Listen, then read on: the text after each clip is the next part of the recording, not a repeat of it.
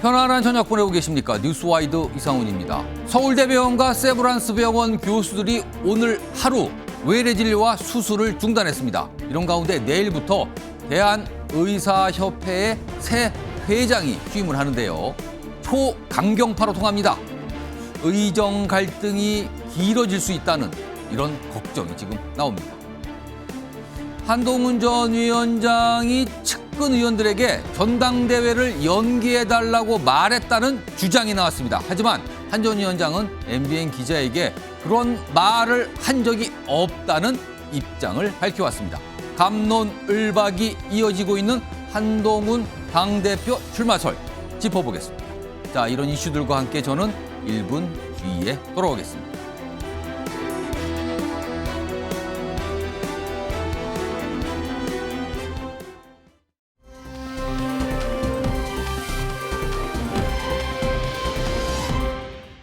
오늘 현장 상황을 취재한 취재기자 연결해 보겠습니다. 신용수 기자 연결해 보죠. 신 기자, 오늘 네. 병원 상황 좀 전해주시죠. 어떤 내용들이 취재가 됐습니까?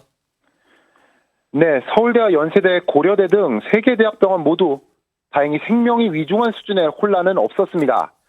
중증 응급 등 당장 진료가 시급한 필수 의료 과목 환자들이 진료를 받을 수 있도록 공백을 최소화했기 때문입니다.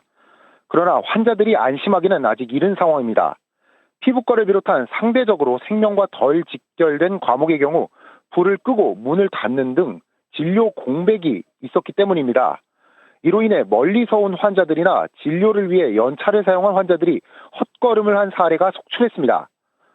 오늘 3개 대학을 시작으로 이번 주 금요일에는 울산대와 가톨릭대도 집단 휴진에 나섭니다. 두 대학도 각각 빅5 병원인 서울 아산병원과 서울 성모병원을 산하에 두고 있어 연이은 집단 휴진에 따른 환자 불편은 한동안 피하기 어려워 보입니다.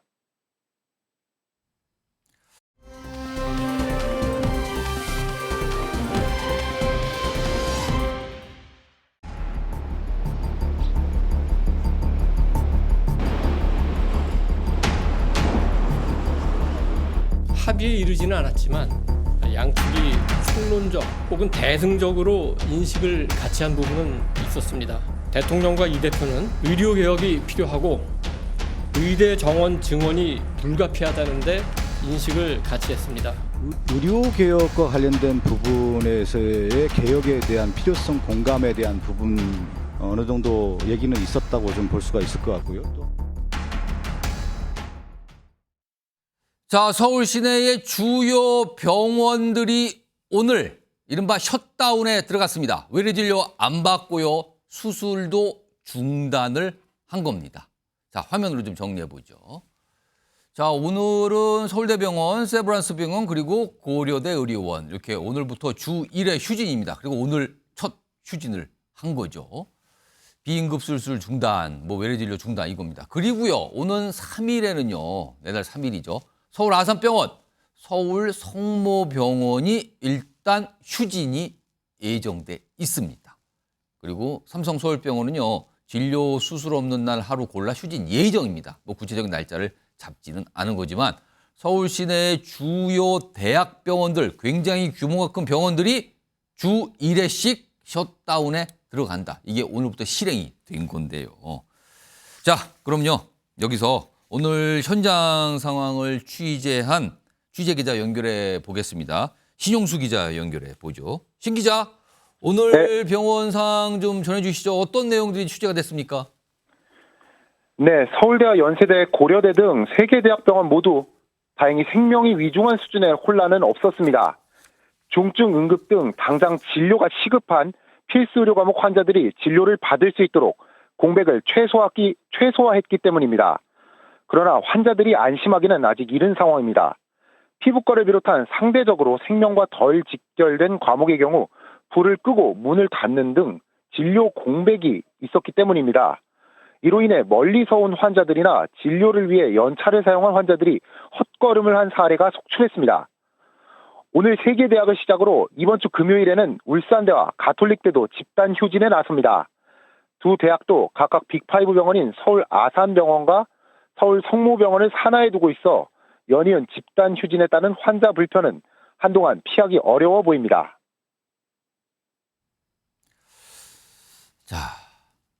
자, 오늘 뭐 신영수 기자가 뭐 현장 취재 상황 좀 전해줬는데요. 일단 큰 혼란은 없었다고 하지만요. 이게 계속 반복되다 보면은 환자들은 불안할 수밖에 없는 거군요. 그리고 이렇게 되는 게 이어지고 된다면 또 어떤 일이 있을까? 이런 걱정이 앞서게 됩니다.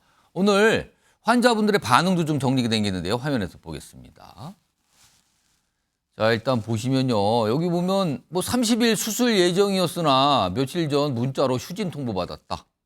그 사이에 더 악화되지 않을까 걱정이다. 수술이 잡혔는데 지금 식도암 환자 보호자의 저런 걱정이에요. 아무리 뭐 한 일주일 늦어도 크게 상관없다라고 설명을 할 수도 있어요.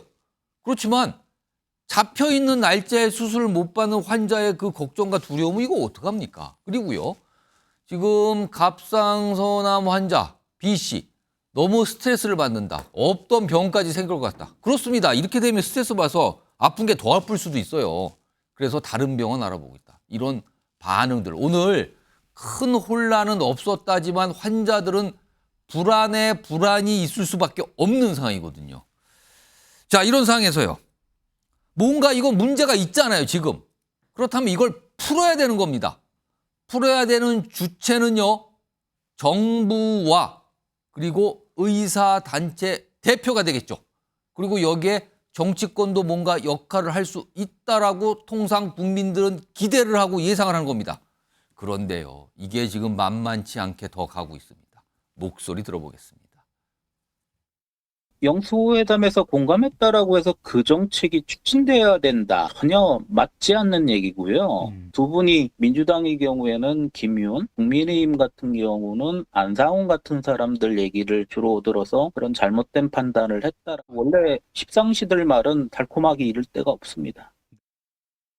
이번에 의대 정원을 늘리지 못하면 지난 2000년부터 의사협회가 불리한 정책을 정부가 하려고 할 때마다 파업이라는 물리적인 수단을 동원해서 정부 정책, 의료 개혁을 좌절시켜 왔는데요. 그런 경험을 이번에도 되풀이하면 의대 정원을 언제 늘릴 수 있을지 알 수 없는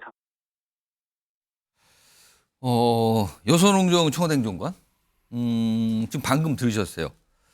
대통령과 제1야당 대표가 공감대를 이룬 부분이 바로 이 의대 정원 늘리는 문제였거든요. 이것만큼은 다른 거는 다 의견이었지만 이것만큼은 공감 그리고 사실상의 필요성에 대해서 의견 일치를 본 거거든요. 그런데 이거에 대해서 지금 내일 취임하게 되는 의협회장이 십상시 의견에 노론하고 있다. 이 인식을 어떻게 봐야 되는 겁니까? 굉장히 문제적인 인식이다, 태도다 이렇게 볼 수 있을 것 같습니다. 어제 대통령과 국회 제1당 민주당 대표의 만남에서 굉장히 많은 이슈들에 대해서 이견이 있었지만 이 의대 증원 문제 관련해서는 여야가 쉽게 말해서 합의를 본 거거든요. 이것만큼은 사실은 여야 진영을 떠나서 맞습니다. 국민 다수가 원하는 걸 대통령과 제1당 대표가 인식하고 있고 그걸 의견 일치를 봤다는 거 아니에요? 맞습니다. 특히 이제 이재명 대표가 무슨 얘기를 했냐면은 대통령의 결단으로 시작됐다. 이게 굉장히 왜 결단이라고 이야기했냐면은 그동안에 모든 앞선 정부에서 의대 증원 문제를 하기로 했었지만 계속 잘 안 됐었거든요.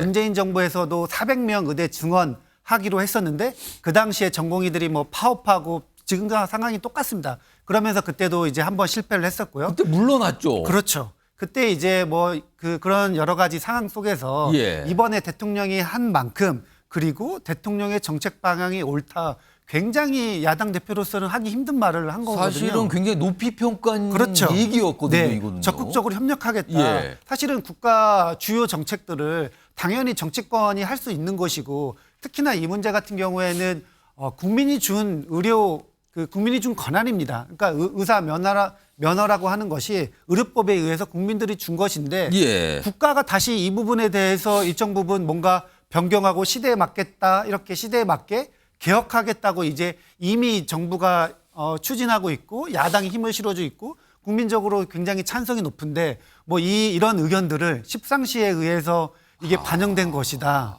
그리고 뭐 그 정치인들은 껴들지 마라 이렇게 발언하는 것 자체가 굉장히 오만하고 일반 국민의 생각과 괴리되어 있다 이렇게 생각을 하고 있고요. 뭐 일반적으로 이 의사 면허를 줄 때 정부에서 권한을 준 만큼 의무 사항도 있습니다. 그러니까 정당한 이유 없이 진료 거부하면 안 되게 돼 있거든요. 예. 사실 그 부분에 있어서도 계속해서 정부가 뭐 의료 면허 정지한다 안 한다고 했을 때 그때 뭐 의사 단체에서 일부 주장했던 이야기가 정부는 의사들을 이길 수 없다. 예. 또 이런 이야기가 계속 굉장한 강경한 발언들이 쏟아져 나오고 있는데 사실은 어제 영수회담에서 뭐 대통령과 이재명 대표가 이룬 합의까지도 철저하게 무시하는 그러한 태도는 듣기에 따라서는 그거 별거 아니다 이렇게 들리기도 하네요. 맞습니다. 그러니까 무시하는 태도는 굉장히 안하무인이고 이거는 진짜로 이번에 정부가 강하게 나가고 예. 민주당도 야당도 정략적인 걸 떠나서 힘을 실어줘서 국민이 원하는 그런 의료개혁, 의대 증원 문제 꼭 이뤄야 된다고 생각을 합니다.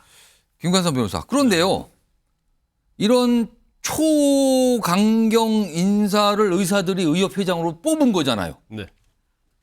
그러면 지금 잠깐 여선홍 전 행정관이 말씀하셨지만 또 이번에도 이렇게 된다면 환자들은 고통을 받고 이런 일이 계속 어려움이 진행되면서 정부는 의사를 못 이긴다. 이 말이 또 실현되는 겁니까? 일단 뭐 대화를 할 수 있는 여지가 없애 버린 거죠. 의협 회장이 이제 임원택 회장이 강경파로 알려져 있는데 저는 지금 하는 행동을 보면 약간 세상 물정 모르는 좀 떼쓰는 철딱성 없는 애처럼 좀 느껴져요. 뭐 화성에서 왔는지 모르겠어요. 마치 어떤 의료 어떤 직역 자체를 뭐 시외법건지요? 그 정도 생각하고 있지 않나 싶고요. 그 다음에 본인들이 하는 의료 행위 자체가 마치 국민에게 시혜를 베풀고 있다는 그런 생각을 하고 있는 것 같아요. 그러면 단순히 본인들이 어떤 하는 의료 행위 자체가 뭔가 국가와 국민을 위해서 봉사를 한다랄지 아니면 환자의 치료에 사명감 이런 건 전혀 없고 단지 수익과 연결되지 않느냐 이런 생각이 들어요. 그런데 저렇게 되면 타협의 여지가 없는 거죠. 정부도 2,000명 증원했다고 강경했다가 결국 한 50% 정도는 약간 그 부분은 좀 물러섰죠. 유연성을 가지고 있잖아요. 예. 그리고 대타협할 수 있도록 협의체 만들자고 했잖아요. 거기도 지금 사실 거부하고 있는 거 아닙니까? 의사들 한 50% 정도 참여할 수 있도록 했으면 대화의 장 들어가야죠. 그런데 의대 정원 한 명도 필요 없다. 더군다나 야당 대표하고 대통령이 우리가 의료 개혁에 대해서는 같이 생각을 같이 한다. 증언에 대해서는 한 목소리를 내고 있는데 예. 이걸 뭐라고 깎아내리냐면 십상시라고 깎아내리면서 비전문가들이 결정을 하고 있다는 거예요. 그러면 국가의 어떤 정책이랄지 그런 것은 정치인들이 결정하는 거고 야당 여당 대표가 결정을 하고 대통령이 결정하는 거 아니겠습니까? 그러면 이게 세상 물정을 아는 사람인가 할 정도로 문제가 있다고 보고. 근데 이게 답답한 것은 지금 증원, 그러니까 의대 정원을 늘리는 걸 백지화하지 않으면 대화를 할 수가 없다는 건데 아예 봉쇄를 해놨잖아요. 근데 정부는 늘리겠다는 입장을 지금 유지하고 있고 오늘까지 아마 대학들이 그 정원 숫자를 내야 되는 날짜로 제가 알고 있는데 이거 앞으로 어떻게 되는 겁니까? 그럼 도대체 자주 쓰는 이거는. 얘기인데요. 이제 개혁이라는 것은 기득권의 반발이 있을 수밖에 없어요. 그럼 기득권의 반발인데 어느 정도 타협이 이루어지면 기득권에서 어느 정도 배려는 할 수 있겠죠. 그런데 전혀 안 된다고 하니까 일단 이제 정부 차원에서는 한 50% 정도는 이미 양보를 했지 않습니까? 예. 그러면 제가 볼 때는 이제 밀고 나갈 수밖에 없어요. 근데 제일 중요한 것은 물론 뭐 환자들의 피해가 있긴 하지만 예. 뭔가 정부가 또 양보한다고 해서 환자의 피해가 없는 게 아니고요. 어떤 대책을 내놔도 한 명도 안 되다 보는데 이걸 어떻게 하겠어요. 그래서 저는 이제 변곡점이 일단 충남대에서는 50% 증원하겠다고 했잖아요. 그러면 이걸 밀고 나가는 수밖에 없어요. 그래서 어느 정도 50% 증원이 확정이 돼버리면 뭐 시간상도 그렇고 타이밍상 의사들도 더 이상은 버틸 수 없는 그러한 시간이 올 겁니다. 그러면 결과적으로 정부는 일단 뭐 양보를 했잖아요. 그 선에서 계속 밀고 나갈 수밖에 없다. 더군다나 이재명 대표도 여기에 대해서 어느 정도 동의를 했기 때문에 뭐 밀고 나가는 데서는 어느 정도 탄력을 받을 거다 이렇게 봅니다. 추가로 말씀드리면 방금 전에 지금 자막으로 오늘 정치권 반응 중에 하나가 이제 안철수 의원의 반응, 의사 출신 안철수 의원의 반응이 나갔거든요. 지금 보시면은 의대 증원 1년 유예해야 된다. 그리고 뭐 단계적으로 그 이후에 하라. 진짜 의료대 나온다. 1년 유예하라고 요구를 했거든요. 이건 어떻게 봐야 됩니까? 아니 지금 1년 유예하면 그러니까 내년 입시는 없다는 거예요. 이제 증언이 그렇게 해야 된다는 얘기잖아요. 그다음에 이게. 어떻게 하죠? 1년 유예되면 그다음에 또 어떻게 하자는 거예요? 1년 유예하면 이거 완전히 또 정부가 완전 굴복하는 거고요. 예. 그러면 의대 증원은 이제 뭐 돌아오지 못할 다리 건너는 거예요. 그래서 일단 이제 증원의 50% 정도는 양보를 했기 때문에 예. 이제는 뭐 야당 협조도 있을 것이고 또 무엇보다도 여론이 받쳐주기 때문에 뭐 정부는 이제는 뭐 얼마든지 뭐 업무 개시 명령하고 처벌하고 안 하고 그런 문제가 아니고 예. 이제 정책을 밀고 나가야 하는 거죠. 환자들 입장에서는 정말 시급을 요하는 환자분들 입장에서는 정말 답답한 상황이고요. 지금 많은 분들이 이런 말씀 하시잖아요. 지금 같은 때는 아프면 안 된다. 아프면 안 된다. 요거 짧게 박찬영 교수님. 이거 정말 어떻게 지금 해법이 뭐가 있습니까? 여기서 지금. 뭐 결국은 정부와 의료계가 한 발씩 물러서는 수밖에 없습니다. 이건 뭐 지금 한쪽은 대화하자라고 정부는 대화하자라고 얘기를 대화하자고 하고 약간 뒤로 물러나면서 그렇죠. 대화하자고 했어요. 근데 이제 좀 더 그 가능성을 열어놓을 수밖에 없어요. 사실은 문재인 정부 때도 공공의대 400명 이거 추진하려다가 의사들의 파업으로 결국은 접지 않았습니까? 이걸 준비했을 때는 그걸 넘어설 수 있는 뭔가의 대안을 준비한 채로 준비를 했어야 되는데 시나리오를 좀 촘촘하고 정교하게 짰어야 되는 그렇죠. 거 아니냐는 말씀 같은데요. 대안 다 있다고 그래놓고는 지금 국민들의 목숨이 위태롭게 됐잖아요. 그러면 이 상황에서 지금 누구도 해결하지 못하는 상황 아닙니까? 그러면 뭐 어쩔 수가 없습니다. 이거는 일단은 의료 개혁을 전제로 지금 필수과의 공백 사태를 막겠다라고 하는 그걸 전제로 대화를 원점에서 시작하는 방법밖에는 지금으로서는 뾰족한 수가 안 보인다. 당장 응급실에서 또는 이제 수술 못해서 죽는 환자들이 생겨나면 그때부터는 정말 의사들도 더 오히려 수구드는 게 아니라 보란 듯이 아마 그 파업을 더 확대할 가능성이 있거든요. 이걸 막을 방법은 현재로서는 정부가 뭐 후퇴를 일정 정도 하는 수밖에 없지 않나. 그렇지 않고는 대화 자체가 안 되기 때문에 불가피한 면이 있다고. 알겠습니다. 뭐 벌써 이게 한 달 훌쩍 넘어서 2달째 가잖아요. 이 답답한 상황이요.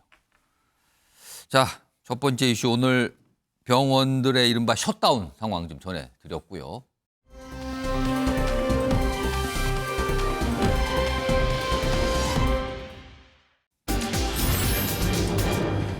공부한다는데 왜 자꾸 소환하나? 어떤 분이 지금 성찰하고 공부하겠다라고 했어요. 시간을 좀 보내겠다. 근데 정치권에서 자꾸 이름을 언급합니다. 어떤 특정 자리와 관련해서죠, 지금요. 자, 뭐 앞서 뭐 지난주도 그렇고요. 이번 주 들어서도 계속 이런 게 나왔는데 이거 어제 오후에도 또 이런 얘기를 꺼내신 분이 있습니다. 이분은 좀 종종 이 얘기를 꺼냈는데요. 그 목소리부터 좀 들어보겠습니다. 한동훈 전 위원장이 전당대회를 가능한 한 연기해달라는 그런 말을 자기 측근 국회의원들에게 부탁을 했다는 말을 전해 들었습니다. 당대표가 되려고 그런 뜻을 갖고 있을 것입니다. 이 당대표로 출마한다 그러면은 한동훈 위원장을 대적할 수 있는 사람이 과연 누가 있겠습니까? 심평 변호사. 그러니까 최근에 약간 보수 진영의 목소리를 좀 전달한다 이렇게 좀 평가를 받는 분이긴 한데요. 한동훈 전 위원장 관련된 얘기를 꺼내놨거든요. 그럼 지금 방금 들으셨어요. 그와 관련된 내용이 화면에 있습니다. 그러니까 한동훈 측근 의원들에게 전당대회 연기 요청을 했다는 말을 본인이 전해 들었다. 그런 거 보니까 당대표 되는 뜻이 있는 듯하다. 그리고 뭐 지금 국민의힘 내부에 뭐 한동훈 말고 뭐 대적할 만한 사람이 있는가 뭐 이런 얘기까지 합니다. 자, 한동훈 전 위원장이 MBN 기자에게 이렇게 전달을 합니다. 그런 말 한 적 없습니다. 그러면서 이렇게 덧붙여요. 굳이 저런 사람의 말을 보도할 필요가 있는지 모르겠다. 잠깐 불쾌감을 표시한 것 같죠? 심평 변호사에 대해서. 이 내용이 알려졌어요. 그러다 또 심평 변호사가 다시 반응을 보여요. 그러면서 뭐라 그러냐면 이제라도 분명한 입장을 밝히는 떳떳한 자세 취하도록 조언한다. 당대표 출마 여부에 대해서 입장을 밝히라는 거예요, 지금요. 이렇게 뭔가 옥신각신 왔다 갔다 합니다.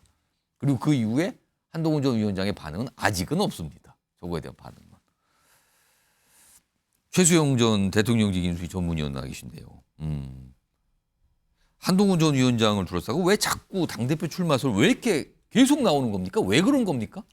지금 당에서 비대위원장 구하는 것도 어려워가지고 돌고 돌아 황우려 위원장 구했잖아요. 예. 그러니까 지금 당대표 지금 출마하시겠다는 분이 자청타청 거론이 되고 있는데 그 누구 하나 지금 사실 뚜렷하게 낭중지추처럼 송곳 하나 뚫고 나오는 분은 없어요. 사실 듣고 보면은 이렇게 추천하시는 분도 있고요. 말하는 거 보시면 관심이 많으실 그렇죠. 것 같은 분은 꽤 있는데 그렇지만 뚜렷한 분은 없는 없어요. 거다. 그러니까 뭐 말하자면은 선두주자 할 만하거나 지금 딱 뭐 양강 구도가 형성됐다거나 뭐 이런 게 없어요. 그럼 없고 한마디로 말씀드리면 한동훈만한 인물이 없다 그러니까 이겁니까 지금 보면은 갤럽 조사에서 매주 나오는 말하자면 차기 그 지도자 선호도 조사에서도 국민의힘 계열, 국민의힘 정당, 보수 정당 계열에서는 한동훈 위원장이 가장 높아요. 그러니까 예.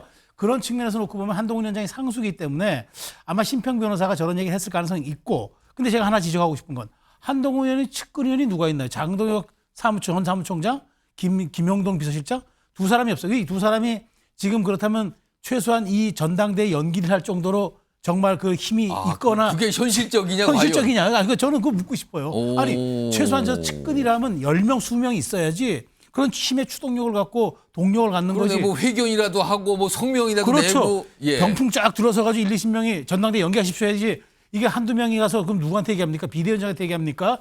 윤재용 원내대표한테 얘기합니까? 그래서 저는 저 심평 변호사가 저 얘기를 왜 꺼내냐면 선거 캠페인 기간 내내 하여튼 한동훈 위원장에 대해서 뭔가 비난 화살을 쏟아냈어요. 심평 변호사가. 그런 측면에서 마지막까지 지금 자숙하고 예리하게 칼날을 좀 갈겠다는 한동훈 위원장을 자꾸 소환함으로써 좀 상처를 내는 의도가 좀 있지 않느냐. 상처를 내요? 저는 그렇게 보는 거예요. 자꾸 그러면은 몸맛 약간 탐탁지 않은 인물이 한동훈 전 위원장인데 그럼 당대표 관련돼서 얘기하는 거는 당대표가 나오지 말라는 뜻으로 보시는 거예요? 아니, 그러니까 나와서 빨리 조기 장렬히 정사하든가 아니면은 본인의 입을 빌려서 한동훈 위원장이 저렇게 되니까 어떡합니까? 지금 나는 해본 적이 없다. 그 측근에게 그런 얘기 해본 적이 없다고 얘기하는 거 아닙니까? 기자에게 그런 말 한 적 없다고 밝혔어요. 그렇습니다. 그러니까 자꾸 저렇게 얘기하면서 한동훈 위원장에게 일종의 좀 흠집내기가 될 수도 있는 거죠. 심평 변호사의 목적은 그걸로 이해를 하고 계신 거예요? 저는 근데 심평 변호사에 대해서 한마디만 더 덧붙이면 얼마 전에 영수회담을 앞두고서도 예. 자기가 마치 그 중간에 거간 행세를 한 것처럼 얘기합니다. 약간 무슨 역할을 하는 듯한 이재명 얘기를 대표 꺼냈죠. 쪽의 얘기를 받아서 이쪽에 전달해서 믿어도 좋으니까 이건 해도 좋다. 아니 본인이 무슨 보증인입니까? 이게 지금 무슨 주택거래 합니까?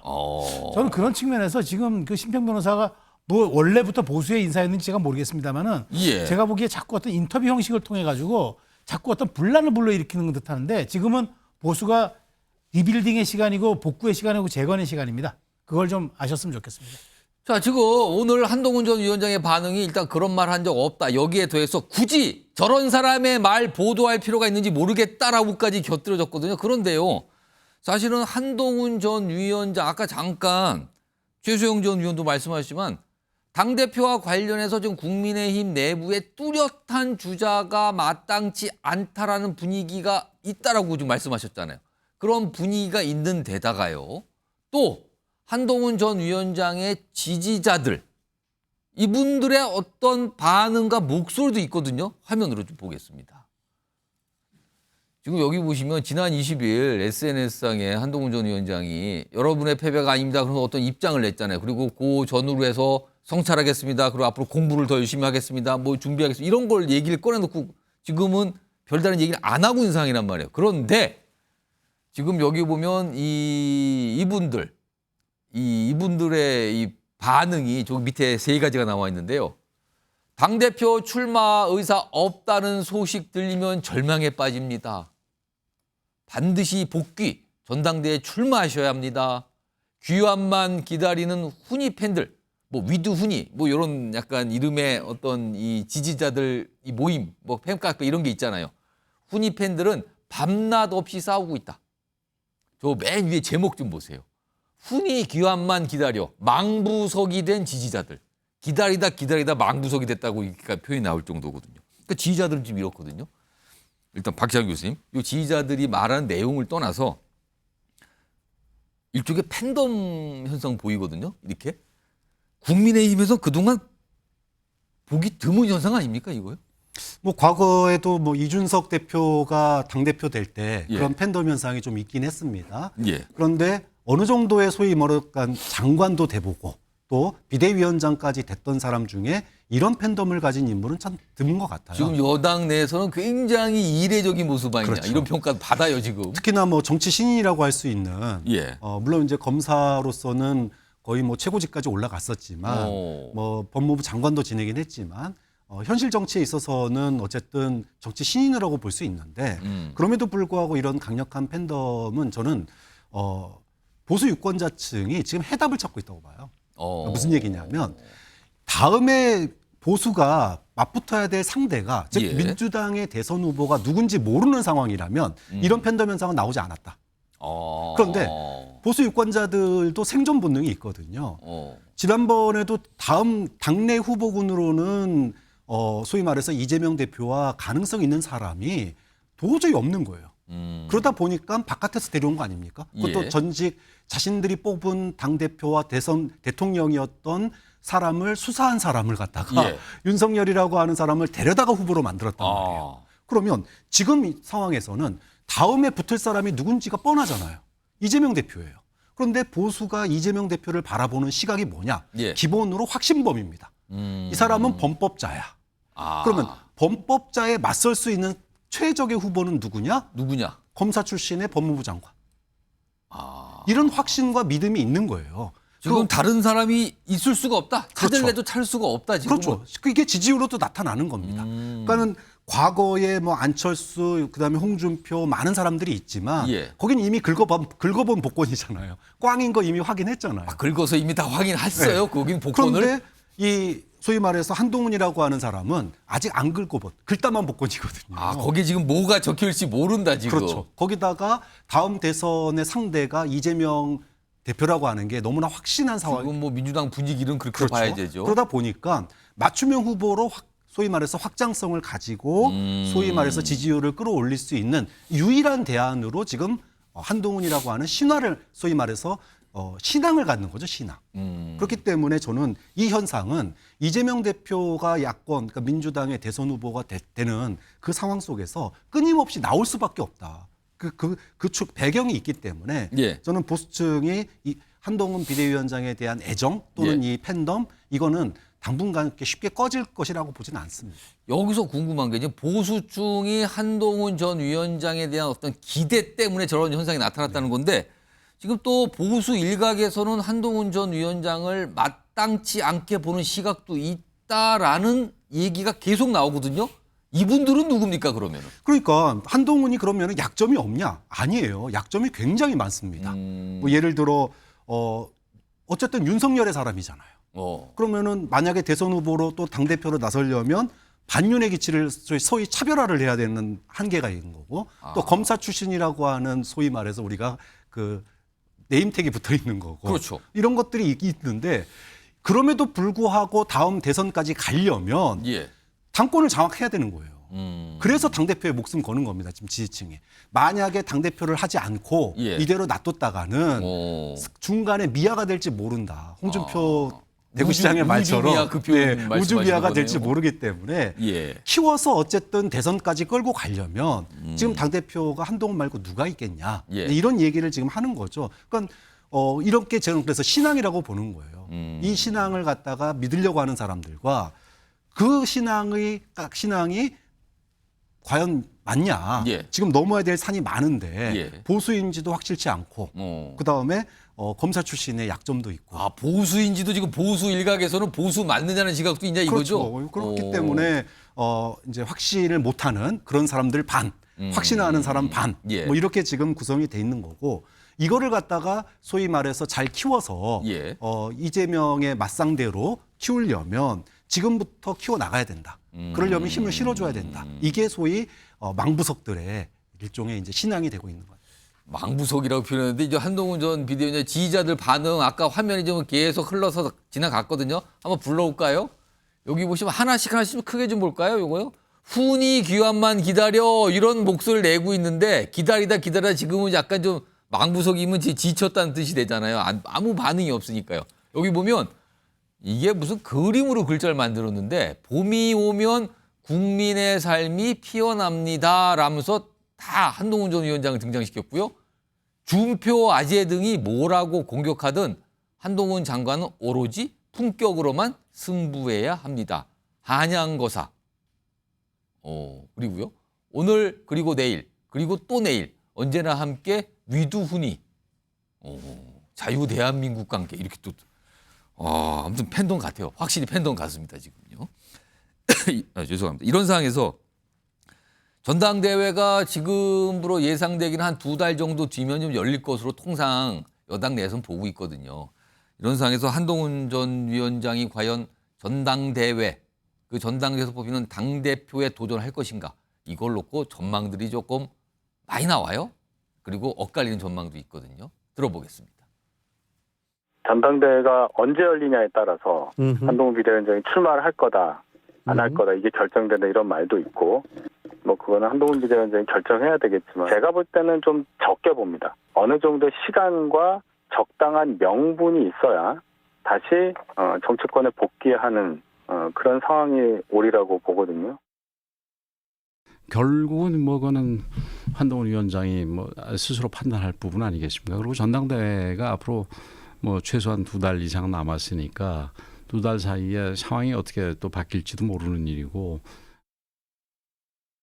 자, 그럼 여기서요 패널 네 분께 OX 퀴즈, OX 선택을 좀 한번 맡겨보겠습니다. 질문인데요.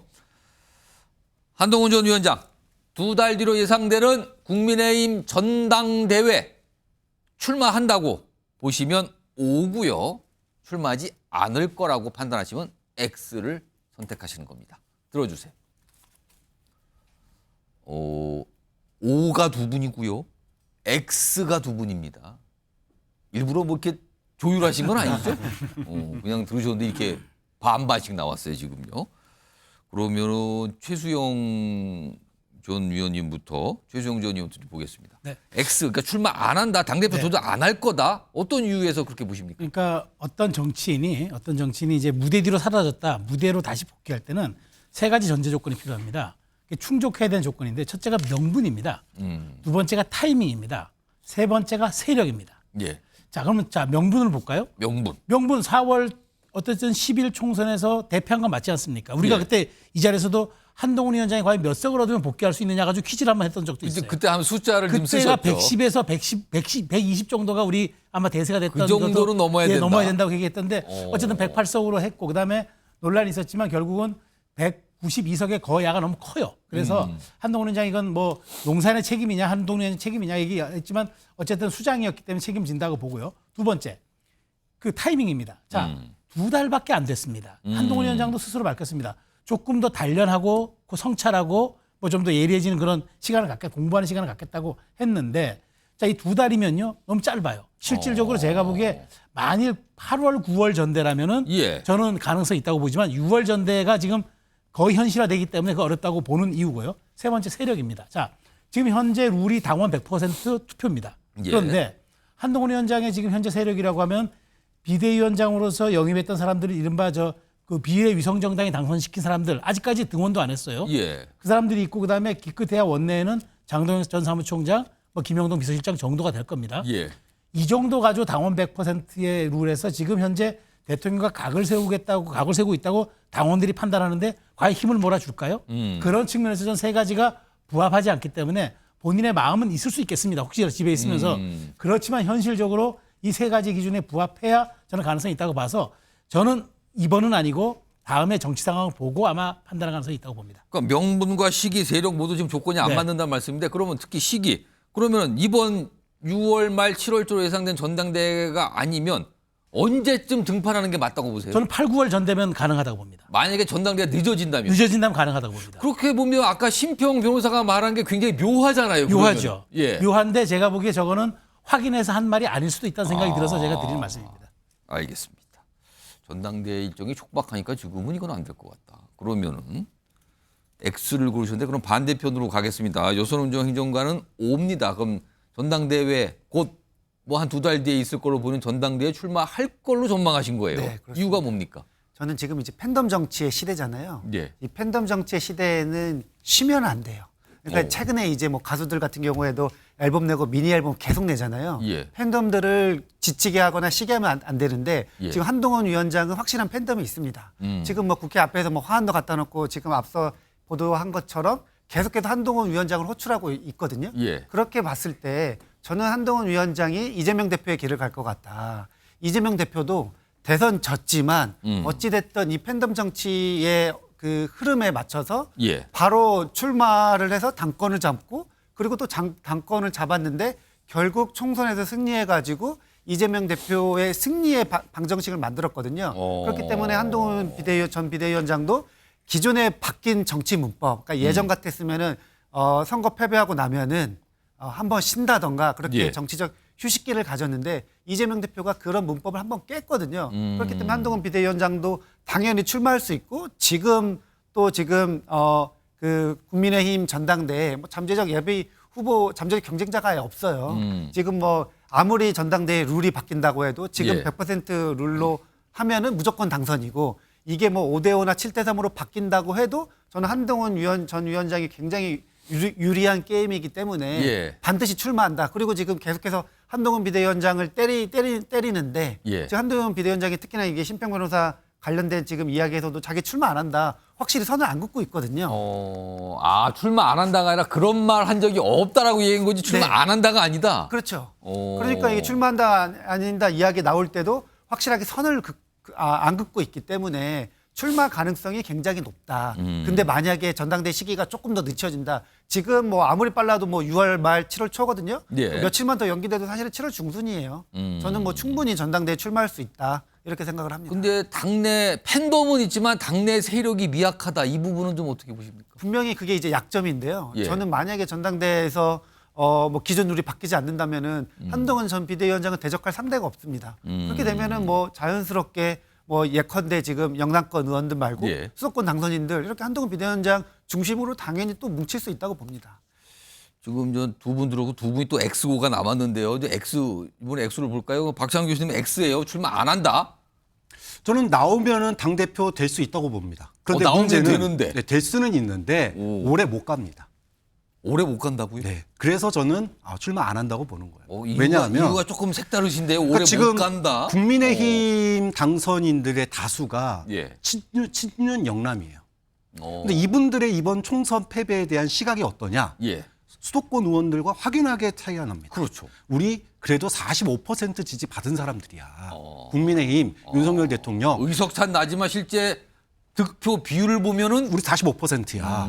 자, 이런 현역 의원들 108명을 데리고 예. 당대표 하면 과연 윤석열 대통령과의 차별화하는 당대표로 3년 갈 수 있습니까? 못 갑니다. 그럼 중간에 당대표를 또 흔들고 이럴 수도 있다는 그렇죠. 거예요? 그러니까 소위 말해서 오너십을 가질 수가 없어요. 리더십을 가질 기회조차 못 갖습니다. 그렇기 때문에 저는 명분도 약할 뿐만 아니라 예. 당내에서 자신의 정치를 펼칠 기회조차 주어지지 않을 거다. 그래서 이번은 아니다라는 거예요. 그럼 본인은 결국 한동훈 전 비대위원장이 갈 길은 대선이거든요. 그럼 대선으로 가기 위해서는 소위 말해서 이 3년이 너무 긴 거예요. 반윤으로 여당 당대표인데 반윤 차별화를 하는 3년을 어떻게 보냅니까? 못 보냅니다. 예. 그렇기 때문에 저는 이번은 아니고 예. 다음에 당내에 이런 그 소위 우리 45%야라고 하는 신앙이 예. 깨져야 돼요. 그래서 한동훈 아니면 안 돼. 뭔가 확 바뀌어야 돼. 예. 이런 어떤 당에서 SOS의 어떤 그 긴급함이 나올 때가 저는 뭔가 타이밍이지. 거의 만장일치 분위기로 요청이 들어와야지만 된다. 뭐 요청까지는 아니지만 대안을 못 찾고 있을 때 등장을 해야지. 지금은 나가도 당대표 될 수는 있을지 모르겠지만 오래 못 간다. 오래 못 가기 때문에 저는 지금은 아니라고 봅니다. 마지막으로 김광상 변호사께서는 5니까 출마한다 이렇게 보신 거네요. 저는 출마를 다음에 대선을 생각한다고 하면 예. 출마를 반드시 해야 한다고 봐요. 우리 아까 최수영 의원께서 이제 안 되는 이유를 들고 좀 말씀해 주세요. 안 시청자 되는- 여러분께서 지금 어떤 선택을 하는지 모르시니까. 안 되는 이유를 예. 뭐 몇 가지인데 그 이제 반대적인 얘기를 하면 예. 일단 명분을 얘기하잖아요. 명분은 일단 지난 총선에서 패배 원인이 어디에 있느냐. 그 이미 언론에서 보도된 거고 다 일치하는 의견은 정권 심판론 아니에요. 그래서 설사 책임이 있다 하더라도 일부 책임이 있는 거고 예. 이 명분이라는 것은요. 보수층에서 당대표 나와라고 계속적으로 콜을 하면 예. 그게 명분이에요. 다 요구하는 거 아닙니까? 그러면 그걸 명분 삼아서 새로운 명분이 생긴다. 그렇죠. 출마할 수 있는 거고 이제 타이밍에 대해서 너무 빠르다 이런 얘기를 하고 있는데 예. 제가 볼 때는 이번 놓치면 다음 타이밍은 없습니다. 아까 뭐 3년 동안 뭐 견딜 수 있느냐 없느냐 이 얘기였는데 3년이 아니에요. 이번 당대표 되면 1년 6개월밖에 못 해요. 대선에서 1년 6개월 전에 그만둬야 하는 거거든요. 그렇죠. 대선 전에도 그만둬야 되니까. 그런데 한동훈의 시간표는 앞으로 한 1년 남짓밖에 안 남아 있어요. 그러면 결과적으로 당대표를 할 수밖에 없는 것이고 그다음에 공부할 시간을 가지라고 하는데 공부를 집에서 책 보면 합니까? 도서관에서 하는 거예요? 그게 아니고 정치에 나와서 정치를 경험하면서 하는 거죠. 예. 근데 그렇기 때문에 오히려 당대표 시기 자체는 한동훈에게 성찰을 하고 공부하는 데 있어서는 정말 금 같은 시간이 될 수 있다고 저는 그렇게 보고요. 그다음에 이제 세력 얘기를 하는데 지금 국민의힘 내에서 국회의원들이 뭐 영남 쪽이 많다 이제 그런 얘기를 하고 있는데 예. 그전과 틀려요. 어떤 위원장이 주무르던 시대에 지냈고요. 예. 그다음에 지금 한 100명 남짓밖에 되지 않잖아요. 그러면 각 지역 위원장 이번에 선거에 떨어진 위원장들이 있거든요. 거기서 상당히 한동훈 전 비대위원장에 대한 지지가 굉장히 강하거든요. 그러면 세력이라는 것은 오히려 세력이 없기 때문에 예. 당대표에 나가서 당선이 된 다음에 본인의 세력을 만들 수 있는 절호의 기회가 온 거예요. 그래서 제가 볼 때 이제 한동훈 비대위원장이 어떠한 고민을 하고 있을지 모르겠지만 이번 기회는 다시 오지 않는다. 그리고 이번 기회를 놓치게 되면 한동훈 비대위원장에게 또 다른 기회는 저는 오지 않는다 이렇게 봅니다. 지금 한동훈 전 위원장이 갖고 있는 과제 중에 하나로 꼽히는 게 검사 출신에 대한 피로감이 지금 있는 거 아니냐라는 게 있는데. 아니 그런 건요. 다 피로감 있어요. 이재명 대표 사법 리스크 피로감 있잖아요. 다 누구나 다 피로감이 있다. 검사 피로감 있죠. 또 다른 뭐 후보자들 다 피로감이 있어요. 근데 그것은 본인이 극복해야 할 문제죠. 예. 본인이 극복을 잘하면 대선에서 이길 수 있는 거고 본인이 역시 검사구나 하면 예. 그건 뭐 중도층에서 지지받기 어렵겠죠. 알겠습니다. 네 분 말씀 들어봤는데요. 지금 한동훈 전 위원장이 처해 있는 상황은 한 가지일 거예요, 분명히. 근데 네 분 해석 들어보니까 야, 이렇게 다를 수가 있구나, 해석이. 이렇게 다르게 볼 수가 있구나. 뭐 이렇게 좀 느껴집니다. 일단 한동훈 전 위원장 관련된 주제 뭐 OX 퀴즈까지 해봤는데요.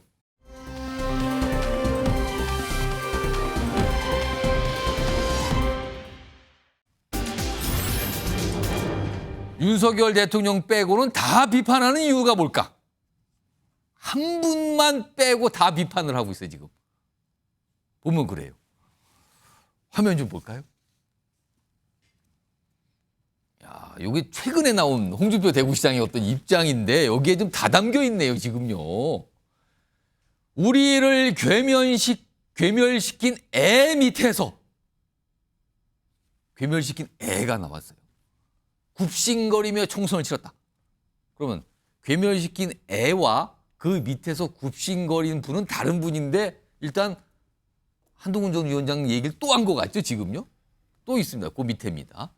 패장이 나와서 원내대표 한다 설치는 것 도의도 예의도 아냐. 원내대표라는 표현 딱 쓴 거 보니까 어떤 인물 바로 이철규 의원 얘기한 걸로 다들 보고 있죠. 그러면은 그 애 밑에서 굽신거린 것도 이분 얘기를 한 건지 모르겠네요. 그리고요. 전당대회 관리위원장에 불과하다. 최근에 내정됐죠. 황우여 비상대책위원장. 여기에 대해서도 뭐 좋은 평가가 아니네요. 당내에서는 그래도 이만한 인물이었고 이만하게 무한하게 끌어다닐 실력 있는 분 없습니다라는 평가를 받았는데 그냥 전당대회 관리위원장이지 무슨 비대위원장이에요. 이런 평가를 해버렸네요. 일단 요 얘기 좀 잠깐 좀 해보겠습니다. 박찬 교수님. 가만히 보면 윤석열 대통령 빼고는 여권 인사를 지금 전방위적으로 비판하고 있거든요. 이거 어떻게 보십니까? 저는 홍준표 시장이 예. 굉장히 잘 싸우고 있다고 봐요. 잘 싸우고 있어요? 네. 그러니까 이게 사실은 난사를 하는 것 같은데 예. 난사를 하는데 목표가 뚜렷합니다. 무슨 얘기냐 하면 윤석열 대통령도 사실은 외부에서 데려온 사람이에요. 한동훈 비대위원장도 외부에서 데려온 사람입니다. 예. 그리고 소위 친윤이라고 하는 사람들도 어떻게 보면 굴러 들어온 돌들이에요. 그러니까 홍준표 시장은 본인이 보수의 적자라고 생각하고 있잖아요. 국민의힘에.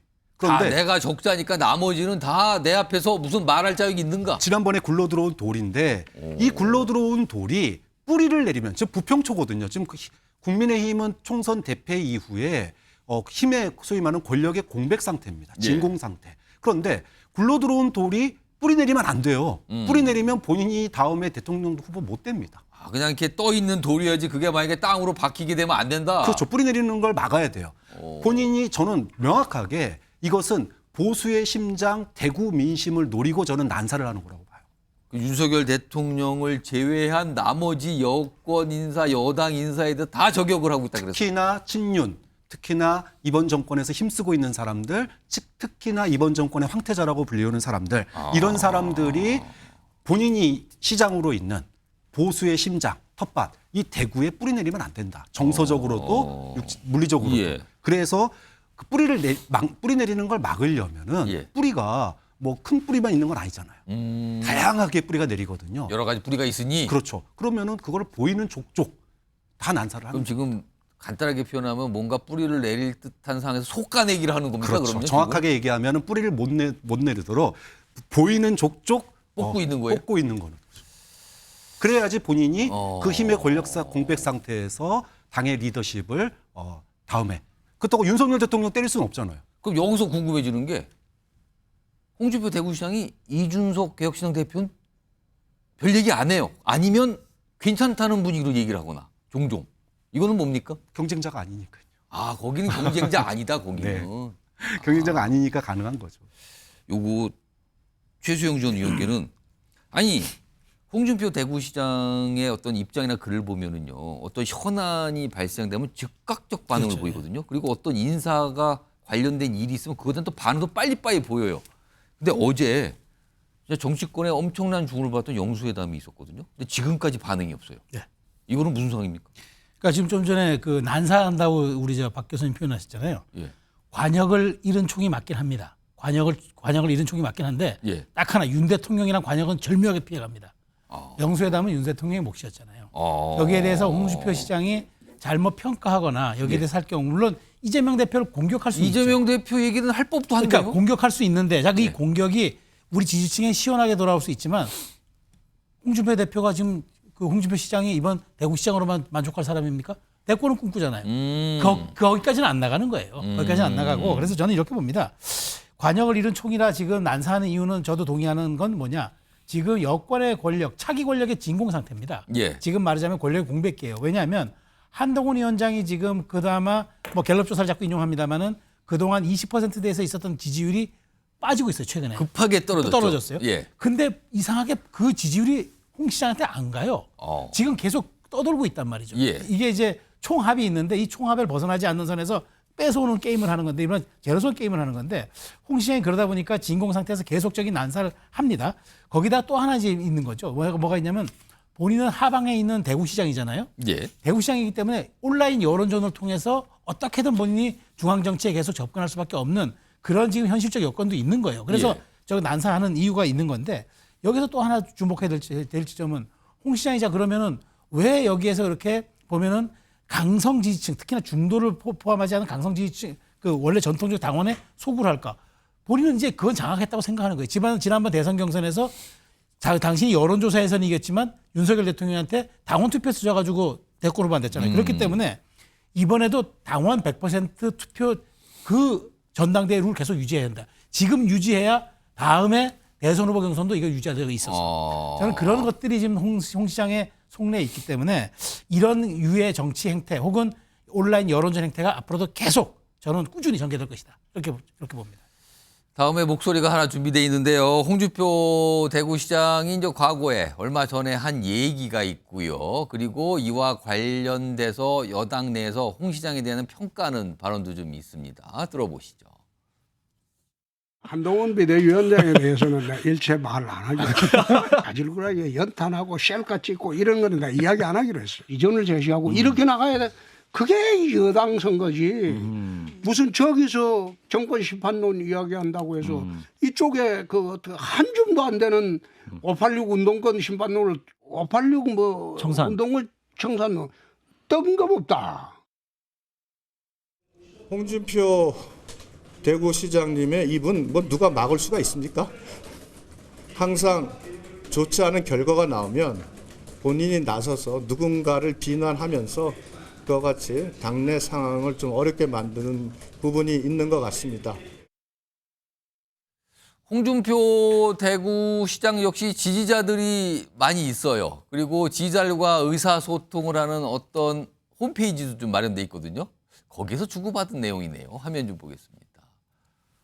청년의 꿈이라는 어떤 이런 웹사이트가 있거든요. 근데 여기에서 이제 지지자들이 어떤 질문을 올리면 답변을 해요. 근데 이런 질문이 나왔습니다. 최근에 이런 어떤 비판적 입장을 내는 것에 대해서 역풍 불 것 같습니다. 한동훈 동정 여론만 커지고 있습니다. 이렇게 어떤 걱정의 질문을 던지니까 이렇게 답변을 하네요. 홍 시장께서. 문재인 사냥개로 우리를 괴멸시킬 때 생각하면 전혀 과하지 않습니다. 그러니 맨날 당하지요. 그럼 더 강하게 가겠다는 뜻으로 들리는데 김광선 변호사? 근데 저건 이제 자기 모순이에요. 왜냐하면 일단 윤석열 대통령과 관련해서 언급하지 않잖아요. 그렇습니다. 그리고 오히려 이제 한동훈 비대위원장을 비판하면서 윤석열 대통령을 이제 옹호하는 이제 그런 발언을 하고 있단 말이에요. 근데 아까 문재인의 사냥개 얘기가 지난번부터 나오지 않았습니까? 또 나오고 있잖아요. 그럼 한동훈 비대위원장이 문재인의 사냥개면 그 당시 검찰총장이었던 윤석열 대통령은 뭐예요? 저분들 자기 모습에 빠지는 거예요. 자기는 윤 대통령을 공격 않겠다고 어떤 전략을 세우고 가지만 실제로 보면은 결국 한동훈의 어떤 과거를 공격하는 것은 윤 대통령을 공격하는 거랑 똑같아요. 그러면 홍준표 시장이 또 필요하면 또 윤 대통령도 공격할 가능성이 높다 이렇게 보고요. 아까 우리 박 교수님께서는 속가내기를 하고 있다고 하는데 속가내기. 본인이 속가낸다고 속가내지지 않죠.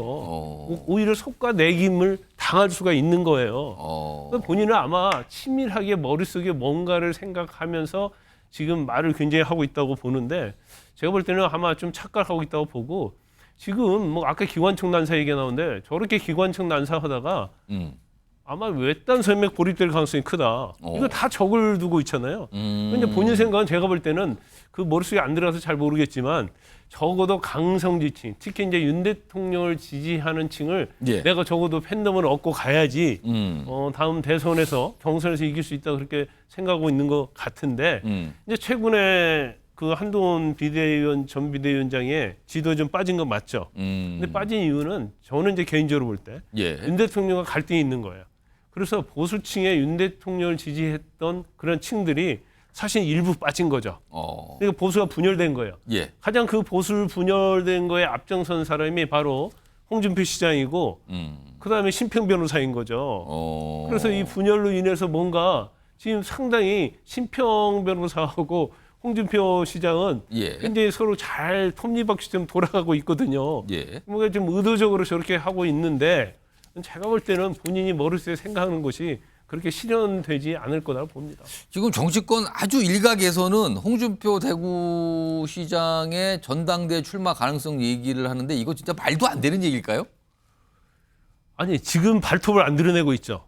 그러니까 결론적으로 자기가 생각하는 것은 이렇게 한 다음에 전당대회를 출마하려고 하는 건지는 모르겠어요.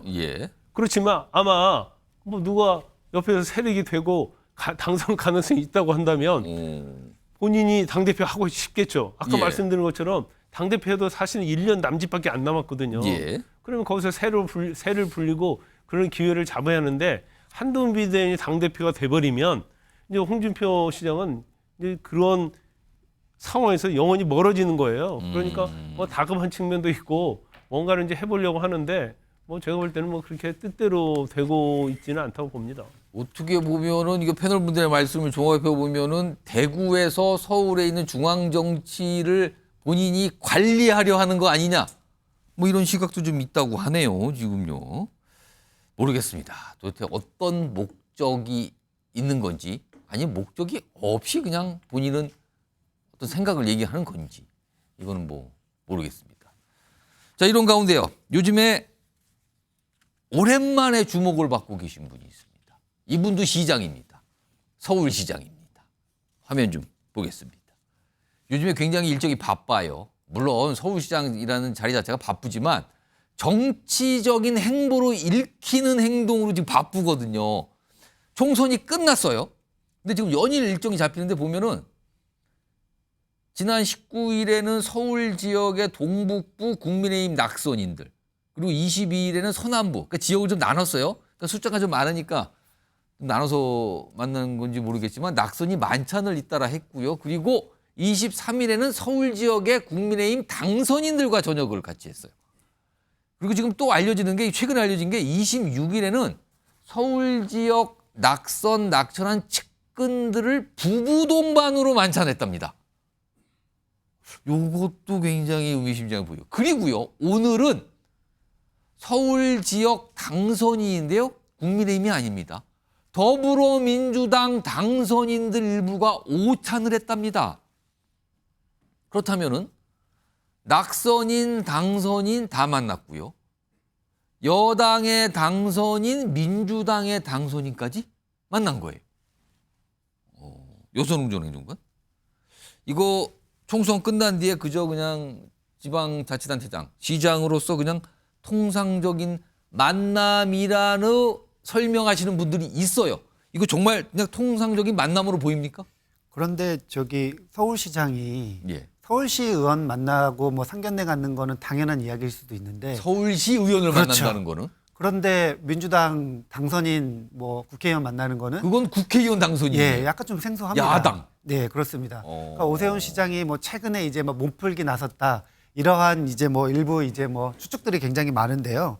그러니까 지금 우선 서울 지역에 있는 낙선자들을 먼저 만났어요. 그 당선자들보다. 예, 낙선자를 먼저. 그러니까 이제 이분들은 이번에 출마하신 분들은 아마도 이제 계속해서 당협위원장을 하실 분들이 많은 거죠. 그렇겠죠. 그러니까 서울 지역 조직들을 약간 챙기는 듯한 느낌도 충분히 들 수 있고요. 그 다음에 이제 뭐 여당 당선인도 만나고 그리고 이제 민주당까지 만나면서 어떻게 보면은 여야를 다 이렇게 아우르는 뭐 낙선자, 낙천자 그리고 당선인 다 아우르는 뭔가 이제 그냥 통큰 약간 지도자의 면모를 보이려고 하는 것이 아닌가 이런 생각을 당연히 이런 추측들을 나올 수밖에 없을 것 같다.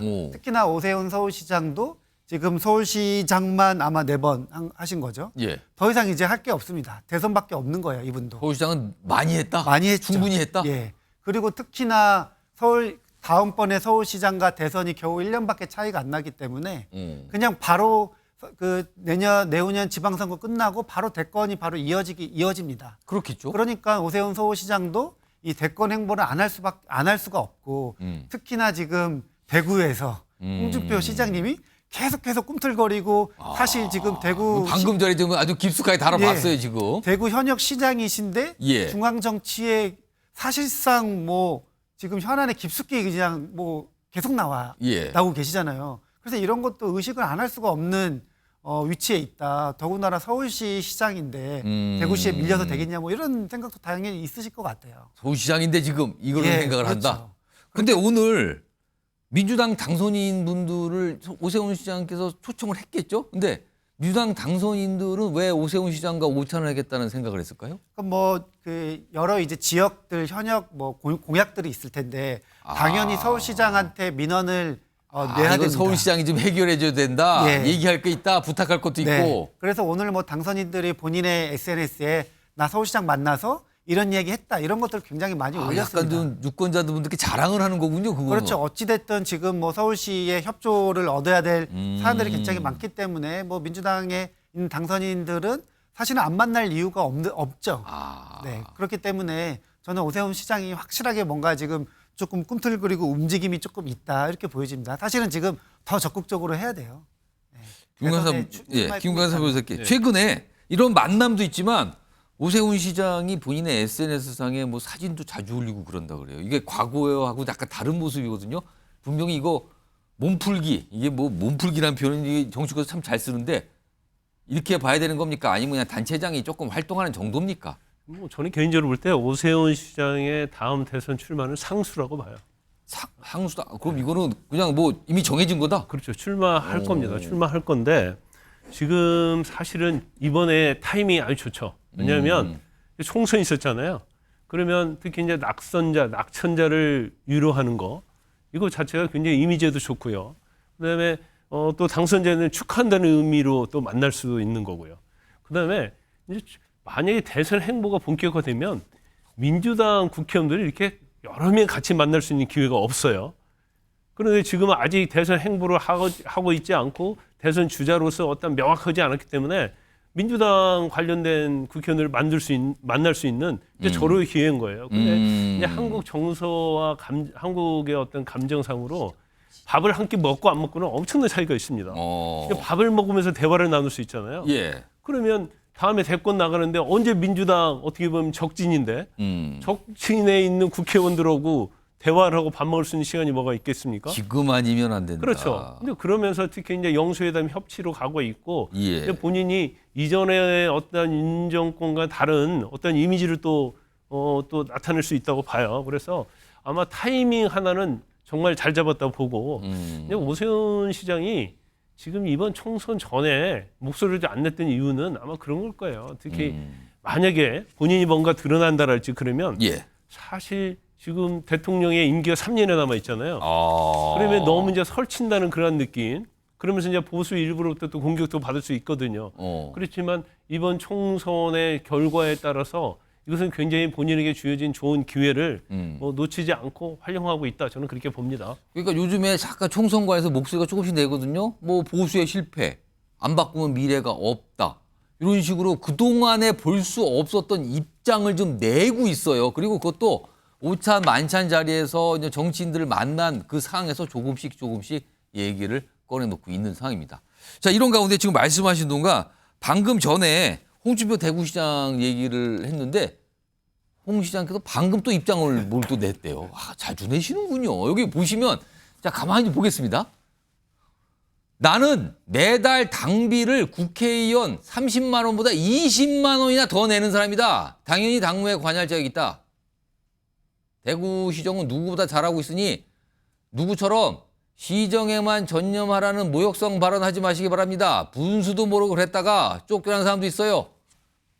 최정준 의원님 지금 방금 아까 비슷한 취지로 말씀하셨는데 대구에서 자꾸 중앙정치 얘기를 한다는데 그거를 보셨는지 모르겠는데 여기 또 있는데 중앙에서 잘하면 조언할 일이 있겠습니까? 보다 못해 관여하는 겁니다. 좀 잘해주세요. 편하게 뉴스 좀 보게.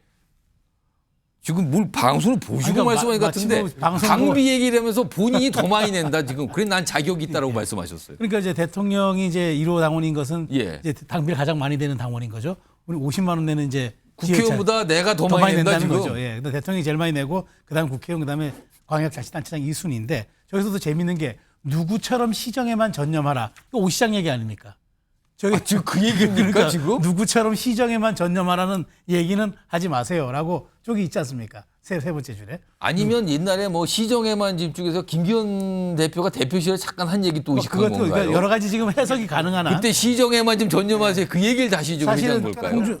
홍준표 시장은 오세훈 시장의 대학 선배이기도 합니다. 예. 그래서 이제 아마 같은 대학. 그렇죠. 같은 대학 선배이기도 하죠. 그래서 여러 가지 함의가 있는 지금 글인데 저는 홍 시장이 저는 이렇게 됩니다. 지금 저는 홍 시장과 오세훈 시장의 경쟁을 흥미롭게 보는 대목 중에 하나는 홍 시장은 지금 아주 우리 전통적 지지 당원과 그 강성 지지층 혹은 전통적 지지 기반에 호소하는 전략을 갖고 있고 오세훈 시장은 지금 완전히 유연하게 가고 있는 게 뭐냐. 수도권에서 122석인데 이번에 참패했잖아요, 연속으로. 예. 그럼 이제 수도권에 이길 수 있는 사람이 결국 대선 후보가 될 것이다. 최근에 어느 보수 일간지에 기고한 글을 보니까 자기는 따뜻한 우파를 얘기하면서 뭘 하냐면 집토끼 산토끼 중요한 게 아니다. 억울한 토끼 그다음에 불행한 토끼 우리가 챙겨야 된다. 억울한 토끼요. 불행한 그런 얘기를 하면서 약자와의 동행이 나의 3년간의 치적이다. 이렇게 얘기하면서 민주당 의원들 많잖아요. 예. 이 얘기 뭐냐면 본인은 이제는 실용 정치하겠다. 좌우파 가리지 않겠다. 결국 대선이라는 게 본인의 정체성과 지지 기반에 얼만큼 중도 확장을 할 수 있느냐 그런 게임이니까 오 시장은 지금 그쪽을 향해 나가고 홍 시장은 지금 전통적 지지 기반을 향해 나가고 이 두 광역자치단체장의 흥미로운 이 지향점 대결이 보수파, 국민의힘 내에서 어떤 식으로 전개될지 이건 전 주목해볼 대목이라고 생각합니다. 국민의힘 소속의 두 시장 얘기를 좀 해봤습니다. 두 시장 얘기. 마지막에 내가 지금 당비를 더 내는데 내가 관여 좀 못합니까? 약간 이런 입장까지 방금 나왔습니다. 좀 전해드렸어요.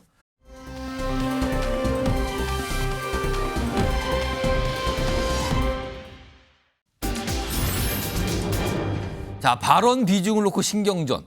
어제 윤석열 대통령과 이재명 대표가 무려 지금 따져보니까 한 135분 정도 된다고 그러죠. 여기에서 발언들을 많이 했는데 누가 더 많이 했는가 뭐 이런 얘기 약간 엇갈리게도 나오고 있는 상황이에요. 그게 제목으로 잡혀 있네요. 어제 영수회담과 관련된 내용 좀 요약을 한 영상입니다. 확인해 보겠습니다. 대화는 대표의 그 발언에 대한 대통령의 답변 위주로 진행됐고 시간 계산을 해보니까 85대 15 정도 윤석열 대통령께서 상당히 많은 말씀을 하셨다고. 합의에 이르지는 않았지만 양측이 총론적 혹은 대승적으로 인식을 같이 한 부분은 있었습니다. 변화를 찾아볼 수 없었습니다. 다만 소통의 필요성에 대해서는 서로 공감을 했고요. 앞으로 소통은 이어가기로 했습니다. 자, 화면 좀 보시죠. 어제 상황 그리고 그 이후의 반응과 평가를 좀 정리해 본 건데요. 일단 발언 비율을 놓고선요. 대통령실에 나온 설명은 지금 사진 이렇게 딱 보면 그 위치대로 좀 잡혀 있어요. 윤 대통령이 한 7, 이 대표가 한 3 이렇게 설명이 나왔어요. 그거 끝난 뒤에. 근데 이제 민주당에서는요. 윤 대통령이 그 비공개 때 거의 85를 했고 이 대표는 15다. 비율이 좀 다릅니다. 이거 7대 3과 85대 15는 좀 차이가 나네요. 그리고요. 모두 발언 이거 굉장히 주목을 받았잖아요. 어제 윤석열 대통령이 모두 발언 얘기가 나왔을 때 손님이 먼저 하시죠. 그리고 본인은 안 했어요. 근데 민주당 더불어민주당의 이재명 대표는 10장 분량의 인쇄물을 꺼내서 15분 동안 발언을 했거든요. 그냥 카메라 그대로 비춰있는 생중계되는 상황에서. 그리고 그 안에 13가지 의제, 뭐 요구사항에도 할 수 있어. 그걸 조목조목 다 얘기를 합니다. 그 옆에서 윤석열 대통령은 그냥 듣고 있었죠. 계속. 자, 그리고 끝난 뒤에 평가입니다. 대통령실은 뭐 합의에 이르지는 많은 게 이르지는 않았지만 대승적 인식은 같이 했다. 이런 긍정평가. 반면에 이제 민주당에서는요. 큰 기대했지만 변화가 없었다. 이거 똑같다. 이런 약간 다른 평가가 나왔습니다. 이런 상황에서 특히요. 저 모두 발언을 놓고요. 오늘 조금 얘기들이 나왔어요. 관련 목소리 들어보겠습니다. 이재명 대표가 이제 요구하려고 했던 12가지인가 13가지인가 그 네, 뭐 많은 것들이 그렇다네요. 있었는데 좀 착각하고 계신 거 아닌가. 네. 지금은 윤석열 정부거든요. 네.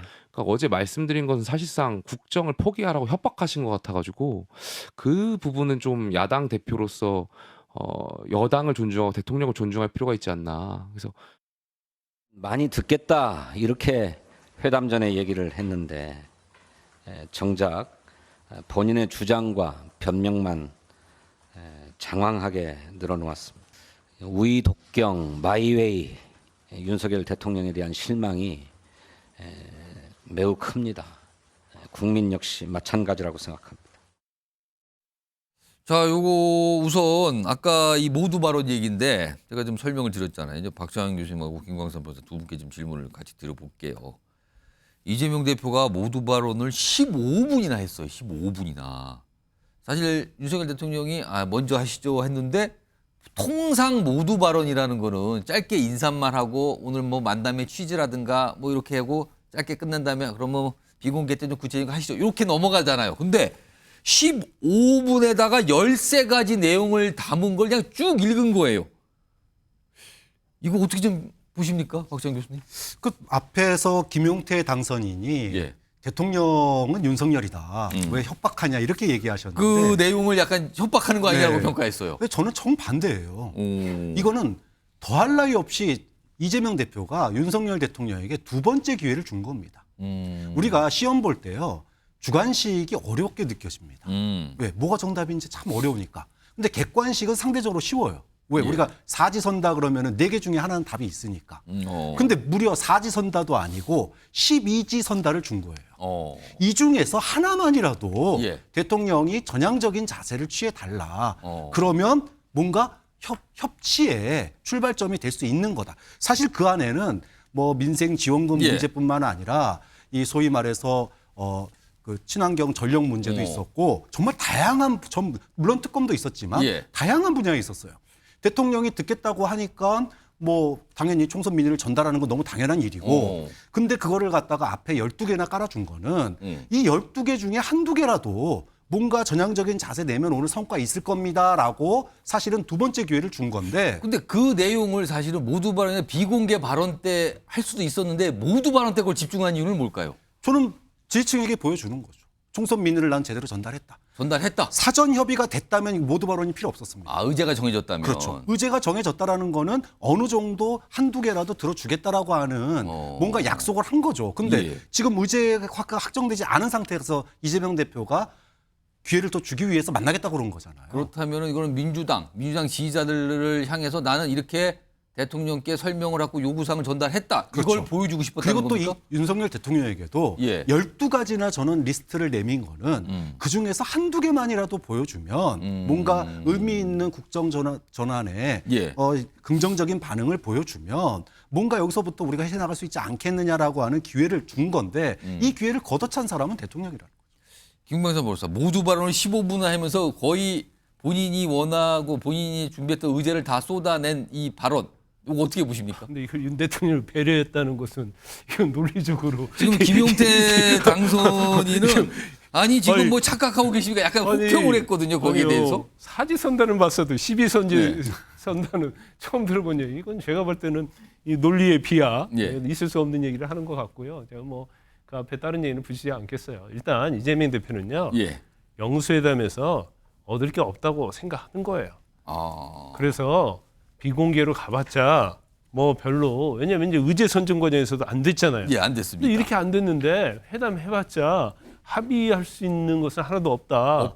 그렇다고 한다면 내가 비공개에서 백날 얘기해봤자 그 언론도 잘 안 나가고 그러니까 제대로 설명도 안 될 것 그렇죠. 같다. 기자들 나가는데 나가지 말라고 하고 그냥 읽어버린 거예요. 약간 기자들이 퇴장하려는데 잠깐만요라는 얘기를 해서 멈추게 한 다음에 읽었거든요. 그렇죠. 그거를. 그러니까 회담을 해서 뭔가 얻겠다, 아니 뭘 하겠다는 의지가 없는 거예요. 왜냐하면 이미 의제 선정에서 그런 희망을 버린 거죠. 이제 그럴 것 같으면 이미 이제 방송에서 방송할 수 있는 내용만 그냥 저건 완전 일방적인 거 아니에요? 그러니까 처음에 윤 대통령도 아마 그럴 거예요. 모두 발언하라 보니까 먼저 하시죠. 그다음에 제가 할게요 했는데 뭘 꺼내가지고 막 계속 읽어대는 15분을 거예요. 15분을 읽으니까. 본인 입장에서 황당하죠. 이렇게 하려고 했나? 이제 그런 생각이 들고 아마 기분 굉장히 나빴을 거예요. 그래서 일단 뭐 몇 가지 얘기하고 모두 발언하고 오늘 잘해봅시다랄지 아니면 몇 가지가 있지만 그 부분에서 진솔하게 이 얘기하겠다 해놓고 비공개해서 발언이 돼야 하는데 그게 아니고 막 그냥 일방적으로 읽어버리잖아요. 이건 회담이 아니죠. 서로 협치할 생각이 없는 거예요. 결과적으로 그렇게 끝나기 때문에 결과적으로 의도적으로 계획적으로 보여주기식을 하기 위해서 이재명 대표가 이제 저 장소에 왔다. 그러면 결과적으로 보면 둘 다 합의를 내면 전혀 없는 거죠. 둘 다 보여주기식 한 거예요. 그래서 뭐 이재명 대표가 승했냐 아니면 윤석열 대표가 승했냐 그런데 아무런 의미가 없어요. 딱 의미는 하나죠. 서로 악수하고 한번 만났다. 그거 이외에는 뭐 어제 영수회담은 아무런 의미 없이 끝났다 이렇게 볼 수 있어요. 어제 영수회담 관련해서 뒷얘기들이 많이 나오거든요. 후일담이 나오는데 앞서서 이제 이 발언 비중이 누가 많았냐 이런 얘기까지 했는데다가 이제 모두 발언 관련된 얘기가 또 약간 좀 뒷말처럼 오늘도 나왔거든요. 그런데요. 이것도 후일담이군요. 어제 추가적인 설명이 나오면서 이게 좀 이 주목을 받았는데 화면에 있습니다. 그러니까 총리 인선. 앞서서 물망에 오르신 분이 참 많았잖아요. 그때 나왔던 게 총선 패배 이런 거 사항을 고려하면 야당의 추천을 받는 건 어떠냐 뭐 이런 얘기까지 나온 상황이었어요. 그래서 영수회담이 열렸거든요. 그 상황에서. 근데 이런 얘기가 어제 끝난 뒤 나왔어요. 이도훈 홍보수석이 먼저 이런 설명을 하죠.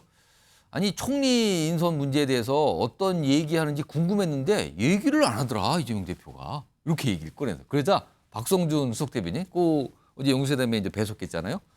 아니 총리 인선 후에 협조를 구하면 몰라도 어떻게 야당이 먼저 무슨 총리 인선 얘기할 거랍니까? 그게 말이 됩니까? 이런 취지에 또 반응이 나왔어요. 여성훈 해준가?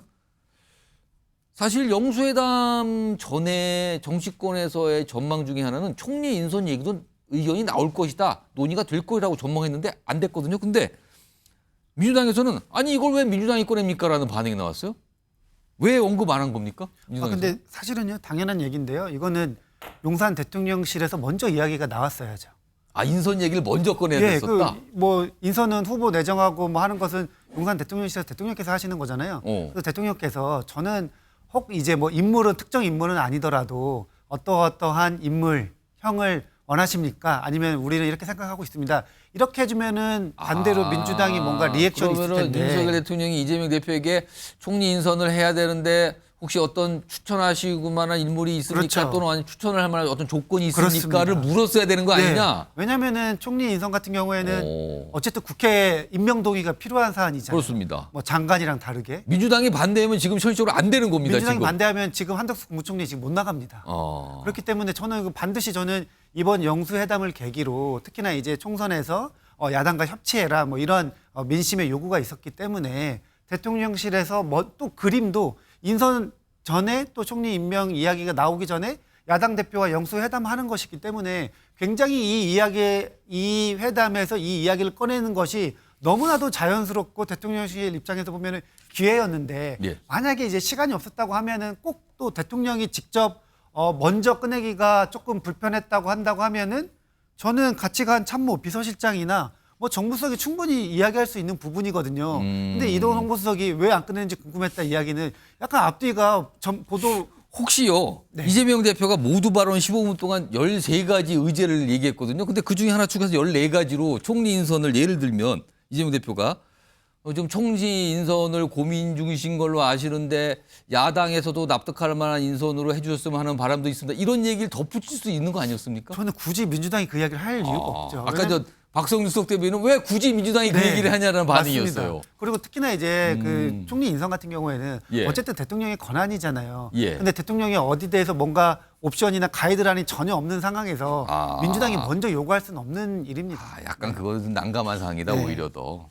그 총리 인선 얘기도 약간 후일담으로 나왔어요. 예, 김광석 변호사. 근데요, 뭐 대통령실도 마찬가지고 이재명 대표도 마찬가지고 이 얘기를 좀 꺼내기 어려울 거예요. 왜냐하면 대통령실에서 좀 뭐 추천해 주십시오 하고 추천을 해줬는데 안 하면 어떻게 될 거예요? 안 하면 또 이상하고. 또 민주당 입장에서는 추천을 했으면 당연히 총리 인준을 해줘야 하거든요. 서로 꺼내봐야 좋을 게 없다는 그렇죠. 거네요. 부담이다 대통령 서로. 입장에서 또 뭐 누구누구는 어떻습니까 했는데 거기에 대해서 뭐 반대를 한다든가. 추천 받아서 했는데 왜 통과 안 시켜줍니까? 그러면 이것도 저것도 안 되는 거예요. 그러니까 대통령실이 됐건 지금 민주당이 됐건 여기서 이제 꺼낼 얘기는 아니고 만약에 한다고 한다면 추후에 정무수석이 할지 그 선에서 우리가 이 정도 하려고 하는데 민주당의 생각은 어떠냐 이렇게 밑에서 물밑에서 얘기를 하고 가야지. 저기 뭐 대통령하고 야당 대표 만나가지고 이 사람 멋지냐 오케이 노 이렇게 할 수 있는 상황은 아니라고 봅니다. 결과적으로 뭐 총리 관련 얘기는 안 나왔다고 합니다. 그러면서 후일담으로 나왔어요. 이런 상황에서요. 화면 좀 보겠습니다. 지금 관심사는요. 그러면은 영수회담이 끝났잖아요. 또 다른 영수회담이 열릴 깝니다. 지금. 또 만날까죠. 관심사는. 화면 좀 보겠습니다. 이것도 어제 대통령실 관계자가 여러 얘기를 꺼내놨어요. 일단 정진석 비서실장은요. 다음엔 배석자 없이 만나는 것을 본인이 제안을 하자 두 분이 모두 고개를 끄덕였다. 어느 정도 공감하는 것 같다. 배석자 없이 1대1 단독으로 만나자는 걸 얘기를 하니까 고개를 끄덕였다. 그리고 홍철호 정무수석은요. 윤석열 대통령이 회담 후 참모들과 이제 회의를 가졌는데 다음엔 국회에 가서 하는 게 어떠냐 이런 말씀을 했다더라. 이렇게 전했어요. 최수용 전 의원님. 2차 영수회담 열리겠습니까? 저는 어렵다고 봅니다. 어렵다. 네, 왜냐? 그럼 지금 대통령실 관계자들 설명은 뭡니까 저거는? 저거는 이제 가능성을 열어두는 거죠. 어저께 종종이라는 단어가 나왔대요. 종종 보자. 종종.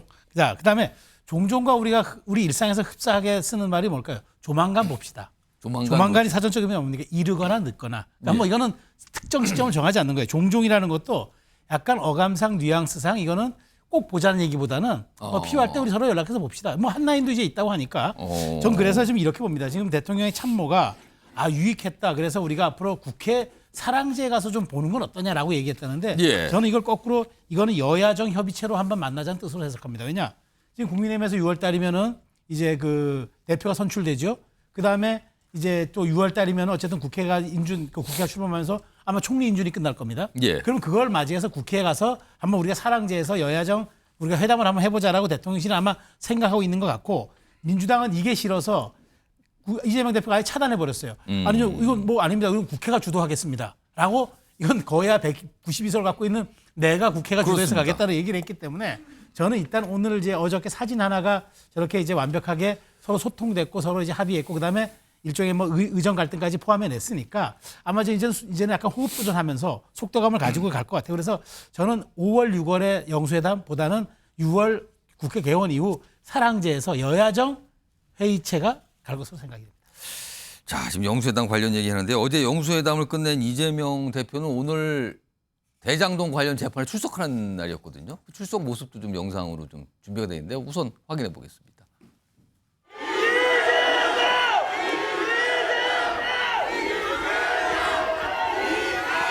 증인이 100명 넘을 걸로 보이는데 재판 장기화에 대한 한 말씀 부탁드리겠습니다. 미래 개발 사업에 대해서 이동규가 혹했다는 증언 나왔는데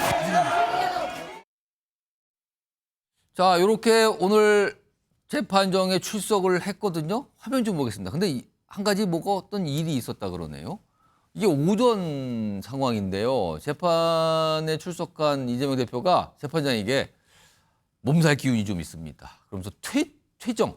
그러니까 이제 그만 돌아가겠다. 이걸 요청했대요. 그러니까 이에 대해 재판장이 그 정도로는 뭐 퇴정하는 거 이거 분리되는 거 어렵습니다. 그냥 오후에 출석해 주세요. 그래서 오후에 그냥 출석을 했답니다. 몸살. 김광선 변호사? 이런 경우에 이게 퇴정 시켜주는 게 있습니까? 아니 그러지 않죠. 몸살 걸렸다. 재판에서 저 감기 걸려서 오늘 재판 못 받겠습니다 하면 그러면 가서 감기약 먹고 집에서 쉬세요. 이렇게 하는 재판은 없어요. 웬만큼 뭔가 정신적인 문제가 있다랄지 아니면 병원에서 유급한 상황이어서 도저히 법정에 앉을 수 없는 상태인 경우에 몸살 정도는 안 된다? 그렇죠. 근데 몸살 감기 정도는 되지 않죠. 그러면 뭐 재판이 다 이루어지지 않을 거고 또 재판 나오기 싫으면 저 감기 걸렸고 몸살 걸렸으나 하고 재판 안 나오면 이게 재판이 이루어질 수 있겠습니까? 아마 저 부분도 이재명 대표가 알고 했을 가능성이 크죠. 변호사 출신 아닙니까? 그런데 저 재판이요. 이재명 대표 혼자 받는 재판이 아니고 정진상 씨가 공동 피고인이에요. 그래서 만약에 오후 재판에 이재명 대표만 뭐 그냥 가서 몸조리 잘하세요 이렇게 되면요 분리를 해야 돼요. 변론은 분리를 했다가 그래서 아까 재판장이 말한 그 분리라는 그렇죠. 표현이 그 뜻이군요. 그리고 다음 재판 때 또 나오면 따로 다시 분리한 걸 또 뜻이네. 합쳐야 돼요. 재판 절차도 굉장히 복잡해지고 저렇게 몸살 정도 가지고 재판을 퇴정할 수는 없는 거고요.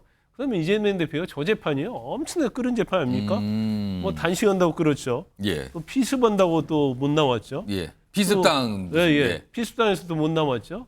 그다음에 선거 때문에 또 못 나온다고 했죠. 근데 재판에 어떻게 보면 재판부 입장에서 보면 그냥 상습 결석자거든요. 그런데 저기에서 몸살이니까 퇴정을 하고 하면 이건 안 됩니다. 그건 안 됩니다. 그러면 굉장히 뭐 다른 피고인과 형평성이 있을 뿐만 아니라 굉장히 욕을 많이 얻어먹겠죠. 그리고 또 재판의 기준이 절대 그래서는 안 되고요. 어제 영수회담을 끝낸 뒤 다음 날 재판에 출석한 이재명 대표가 몸살 얘기를 꺼냈다 해서 오늘 좀 약간 언론에서 주목을 좀 받았습니다.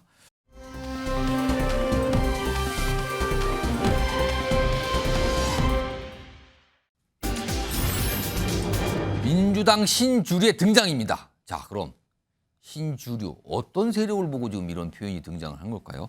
영상을 보시면 짐작을 하실 수 있습니다. 보시죠. 주셨습니다.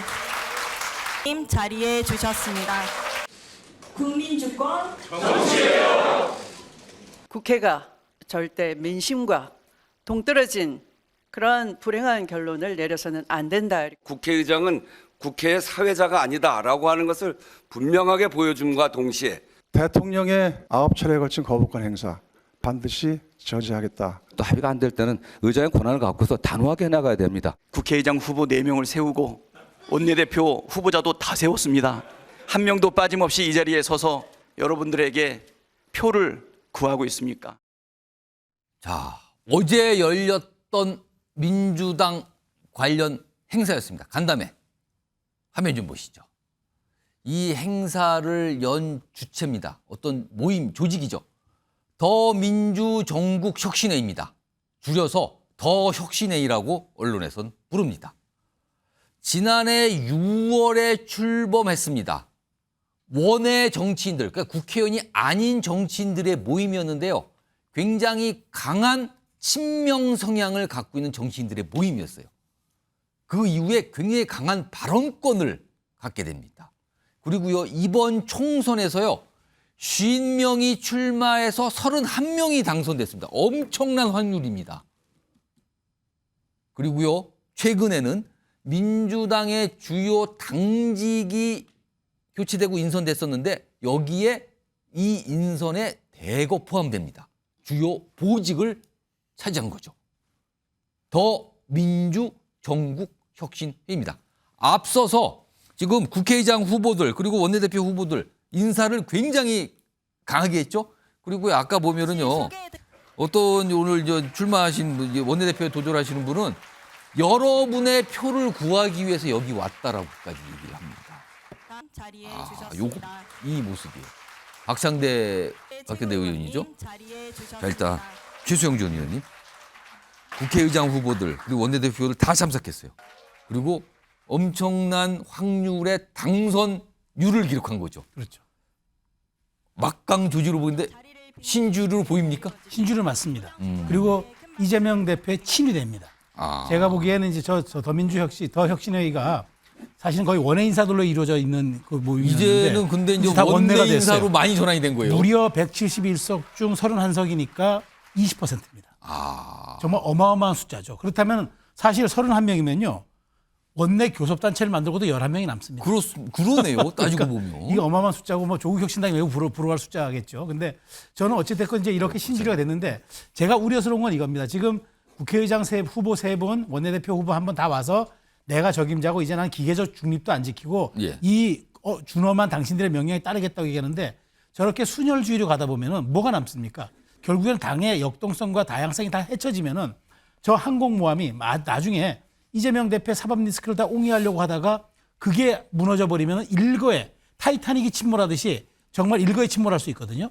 그런 측면에서 저는 좀 리스크 관리를 할 필요가 있다. 좀 여러 가지 다양성, 여러 가지 건강성 이런 측면에서 더민주혁신회의가 강성 목소리를 내는 건 좋으나 그것을 단일 대우로 이끌어가려는 그런 예인선 역할하는 거는 조금 자제할 필요가 있다. 그 말씀 좀 드리겠습니다. 박찬원 교수님, 그리고 마지막 분의 영상에 총선 당시 참 큰 논란이 있었잖아요. 김준혁 당선인. 근데 좀 소개를 하면서 뭐 굉장히 좀 마지막까지 뭐 가슴을 졸이겠다는 이런 취지로 얘기하면서 우리가 긴장시켰는데 근데 환호와 박수 뭐 아까 축하하는 분위기였어요. 이거 어떻게 좀 보셨습니까? 뭐 같은 회원이 어렵게 당선됐으니까 박수치고 그럴 수 있는데 지금 그 자리에 굉장히 많은 기자들이 와 있었잖아요. 근데 지금 뭐 역사학자 특강 한번 뭐 듣겠습니다. 이런 네. 말까지 나왔단 말이에요. 저는 이 더 혁신이 뭐 방금 말씀하신 대로 친위 그룹이다 해도 뭐 할 말 없습니다. 맞습니다. 작년 6월에 이재명 대표 체포동의안이 논란 때 사실은 이 더 혁신이 만들어졌기 때문에 친위 그룹 맞다. 자, 그러면은 지금 국회의장 후보들이 와서 여기서 좀 밀어주세요라고 할 정도로 약간 표를 달라고 약간 그렇죠. 그 정도로 강한 힘이 있는 조직이에요. 자, 그런데 이 조직이 저는 배워야 될 게 있다고 봐요. 뭐냐 하면 철험회입니다. 철험회요? 21대 국회 때 사실 그 철험회가 어떻게 보면은 선수는 좀 낮지만 당내의 어떤 여론을 갖다가 만드는데 굉장히 중요한 역할을 했어요. 목소리를 강하게 냈죠. 그렇죠. 근데 이 철험회가 당내의 신망을 잃게 된 계기가 뭐냐? 말이 너무 앞섰어요. 그리고 코인 문제로 결국은 김당국 의원. 그렇죠. 이게 나가면서 문제가 된 거예요. 이 얘기는 뭐냐 하면 지금 가뜩이나 이재명 대표의 친위 정당 아니냐, 뭐 사조직 아니냐, 뭐 별 얘기 많이 나오는데 이 부분에 대해서 더 혁신이 물론 뭐 당선되고 나서 축하하는 자리는 뭐 당연히 있을 수 있지만 국민들 앞에 더 낮은 자세로 겸손해야 됩니다. 특히 김준혁, 양문석 당선인은 정말로 자칫하다 보면은 총선 기간이 좀 더 길었다면 민주당에게 악재가 될 수 있었던 부분이에요. 그렇기 때문에 철험회의 그런 그 오류 이런 부분들을 갖다가 당내에 지금 최대 계파 또는 주도 계파 신주류로 지금 분석이 되고 있기 때문에 굉장히 조신하고 뭐라 그럴까요? 좀 더 말만 앞서는 게 아니라 그리고 아까 말씀하셨던 것처럼 일사불란하면서도 국민의 눈높이에 맞는 그런 행보를 갖다가 보여줘야 된다. 그리고 구설을 만들지 말아야 돼요. 구설을 만드는 순간 철험회처럼 말만 앞서는 조직으로 당내의 신망을 잃게 됩니다. 앞서서 등장했던 영상에 추미애 당선인도 나와서 이제 국회의장에 도전하겠다 본인의 어떤 얘기를 했잖아요. 근데 글쎄 이게 무슨 관련이 있는지 모르겠는데 최근에 이 민주당 몫이 됐죠. 차기 국회의장 관련된 여론조사 결과가 있는데 화면을 소개해드리죠. 여기 보면 여론조사가 뭐 전국적으로 했어요. 전체 평균. 근데 민주당 지지층과 조국혁신당 지지층만 따로 보면은요. 민주당 지지층에서 추미애 당선인이 국회의장 선호도에서 70.6. 단연 앞서요. 조국혁신당 지지층도 역시 70.8. 단연 앞섭니다. 여성운전 행정가? 이 결과는 어떻게 봐야 되는 겁니까? 네. 지금 추미애 당선인께서 뭐 선거 운동 기간에도 혁신 의장이 필요하다. 그러면서 이제 뭐 말씀을 하신 부분이 있고 특히나 추미애 전 의원이 뭐 또 전 대표가 사실 이 네 분 중에서 가장 인지도가 있잖아요. 아마 그 인지도도 반영이 된 것 같습니다. 추미애 당선인 같은 경우에는 지금 여성으로서 최초 6선이거든요. 지역구만으로도 최초 6선입니다. 이번에 만약에 국회의장이 된다고 하면은 이것도 굉장히 큰 뭐 의미가 있는 것이죠. 근데 이제 최근에 추미애 전 의원 뭐 당선인이 이야기하는 그런 내용들이 지금 민주당의 강성 지지층들의 뭔가 이 당심을 반영하고 있긴 합니다. 근데 지지층들의 민심을 반영한 지지율 조사 결과라고 보이는데 선호도 조사인데 근데 국회의장은 의원들이 뽑잖아요. 그렇죠. 그러니까 이제 추미애 대표가 이제 그 본격적으로 그 국회의장 선거를 준비를 하면서 여기서 이제 그 당원들의 당심을 어떻게 의원들의 표심으로 같이 연결시킬 수 있는가. 지금은 그게 약간 다르다고 보세요? 같다고 보세요? 지금은 글쎄요. 약간 좀 다른 듯해 보여요. 특히나 지금 뭐 추미애 대표 어쨌든 이제 한 번 쉬셨고 조정식 뭐 의원 같은 경우에는 총선 직전, 총선 기간 동안 사무총장이었고 그리고 정성호 의원도 뭐 이재명 대표의 뭐 복심, 그다음에 자장 이렇게 이제 뭐 이야기를 듣고 있기 때문에 굉장히 뭐 어찌돼 보면은 의원들의 마음을 얻는 게 중요해서 그래서 지금 31명 처음으로 당선인도 굉장히 많이 모인 이런 대회였기 때문에 아마도 그냥 모든 의장 후보들이 다 달려간 것이죠. 알겠습니다.